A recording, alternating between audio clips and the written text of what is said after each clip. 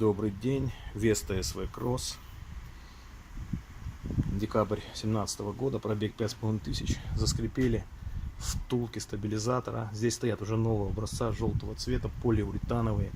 Только на улице жара, в обед выше 25 градусов температура поднимается. Получаются вот такие вот скрипы.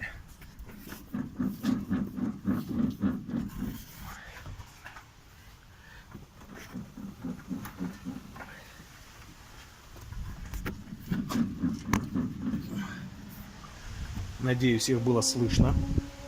То есть на улице неделю нету дождя. Втулки скрипят. Причем утром я еду, тишина.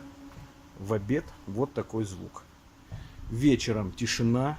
Утром тишина. В обед только 25 и выше. Вот такой звук.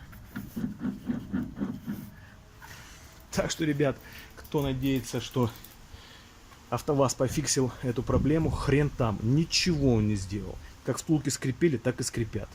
И будут скрипеть, пока вы не купите вот такое вот от корейского автомобиля. То есть, почему завод не может вот это вот сразу ставить? Мне вот это все вышло 970 рублей. Все, всем спасибо.